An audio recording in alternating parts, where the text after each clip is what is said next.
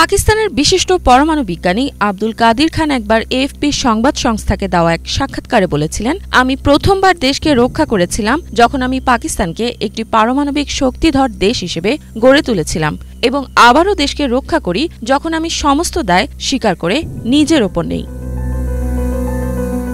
বিশ্বব্যাপী আন্তর্জাতিক অঙ্গনে ব্যাপক আলোচনায় ছিলেন পাকিস্তানের পরমাণু বিজ্ঞানী আব্দুল কাদির খান। যুক্তরাষ্ট্রের গোয়েন্দা সংস্থা সিআইএর সাবেক প্রধান জর্জ টেনেট তাকে ওসামা বিন লাদেনের মতোই হুমকিস্বরূপ মনে করতেন। এমনকি ইসরায়েলের গোয়েন্দা সংস্থা মোসাদের সাবেক প্রধান শাবটাই শেভিট তার হত্যাকাণ্ড না ঘটানোয় অনুশোচনা প্রকাশ করেছিলেন। আব্দুল কাদির খানের পারমাণবিক কর্মসূচির আওতায় পাকিস্তান বিশ্বের সপ্তম পারমাণবিক শক্তিধর দেশ হিসেবে আত্মপ্রকাশ করে। পাকিস্তানের পারমাণবিক কর্মসূচি ঠেকাতে একাধিক গুপ্ত হত্যা ও বোমা হামলার চেষ্টার অভিযোগ রয়েছে ইসরায়েলি গোয়েন্দা সংস্থা মোসাদের বিরুদ্ধে। যদিও ইসরায়েল নিজেও পারমাণবিক শক্তি অর্জন করেছে, তবে তারা কখনোই আনুষ্ঠানিকভাবে তা স্বীকার করেনি। ১৯৮০-এর দশকে ইসরায়েল পাকিস্তানের পারমাণবিক স্থাপনায় হামলার পরিকল্পনা করে, এতে ভারতের সহায়তা চাওয়া হয়। পাকিস্তানের পারমাণবিক অস্ত্র কর্মসূচির সাবেক কর্মকর্তা ফিরোজ খানের মতে, একটি মুসলিম দেশের কাছে পারমাণবিক বোমা থাকবে এটি চাইত না ইসরায়েল। পাকিস্তানের এই কর্মসূচির সঙ্গে যুক্ত ইউরোপের বিভিন্ন কোম্পানির কর্মকর্তারা মোসাদের হামলার টার্গেট হন। পশ্চিম জার্মানিতে লেটার বোমা ও সুইজারল্যান্ডে একটি বিস্ফোরণের ঘটনা ঘটে। ইতিহাসবিদ Adrian Levy, Catherine Scott Clark এবং আদ্রিয়ান হ্যাডি মনে করেন, পাকিস্তানের পারমাণবিক বোমা তৈরি থামাতে এসব প্রচেষ্টা চালিয়েছিল মোসাদ।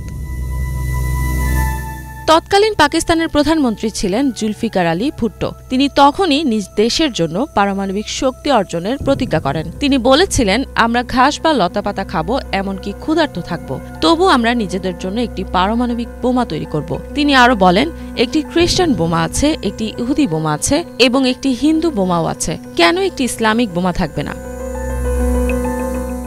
১৯৮০-এর দশকের শুরুতে ইসরায়েল ভারতকে প্রস্তাব দেয় যে পাকিস্তানের রাওয়ালপিন্ডিতে অবস্থিত পারমাণবিক স্থাপনায় যৌথভাবে বোমা হামলা চালানো হবে। ইসরায়েল F-15 ও F-16 যুদ্ধবিমান গুজরাটের জামনগর বিমান ঘাঁটি থেকে উড়িয়ে নিয়ে গিয়ে পাকিস্তানে হামলা চালানোর পরিকল্পনা সাজায়। ভারতের তৎকালীন প্রধানমন্ত্রী ইন্দিরা গান্ধী প্রাথমিকভাবে অভিযানের অনুমোদন দিলেও পরে সিদ্ধান্ত থেকে সরে আসেন। পরবর্তীতে ১৯৮৭ সালেও রাজীব গান্ধীও ভারতের তৎকালীন সেনাপ্রধান পাকিস্তানের পারমাণবিক স্থাপনায় হামলার পরিকল্পনা করেছিলেন। যুদ্ধ উস্কে দিতে ভারত ৫ লাখ সেনা, শত শত ট্যাঙ্ক ও সাঁজোয়া যান পাকিস্তান সীমান্তে মোতায়েন করে। ভারত ও ইসরায়েলের বিরোধিতার মধ্যেই পাকিস্তানের পারমাণবিক কর্মসূচিতে গোপনে সহায়তা করেছিল চীন। পাকিস্তানকে সমৃদ্ধ ইউরেনিয়াম, ট্রিটিয়াম ও বিজ্ঞানী সরবরাহ করতে থাকে চীন।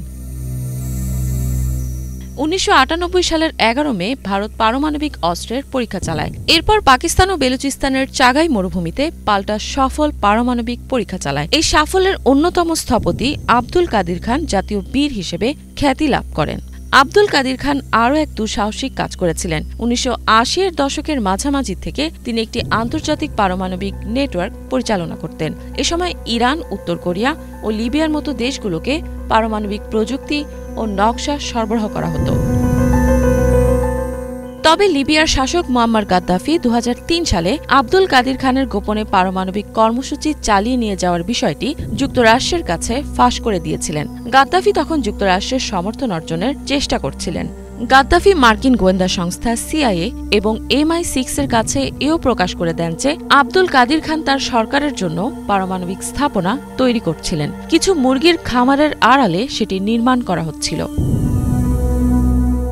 বিশিষ্ট পরমাণু বিজ্ঞানী আব্দুল কাদির খান পশ্চিমা আধিপত্যের বিরোধিতা করে মুসলিম দেশগুলোর হাতে পারমাণবিক প্রযুক্তি তুলে দিতে আগ্রহী ছিলেন। তার এক ঘনিষ্ঠ সূত্র জানায়, তিনি বিশ্বাস করতেন মুসলিম দেশগুলোর সঙ্গে প্রযুক্তি ভাগাভাগি করা অপরাধ নয়। ২০২১ সালে করোনায় আক্রান্ত হয়ে মৃত্যুবরণ করেন এই বিশিষ্ট পরমাণু বিজ্ঞানী। ২০১৯ সালে আব্দুল কাদির খান একবার পাকিস্তানের জনগণকে উদ্দেশ্য করে বলেছিলেন, জাতিকে তিনি আশ্বস্ত করতে চান যে পাকিস্তান এখন একটি নিরাপদ পারমাণবিক শক্তিধর রাষ্ট্র, কেউ আর তাদের দিকে কুনজরে তাকাতে পারবে না। ইফাত জাহান, বাংলা ভিশন।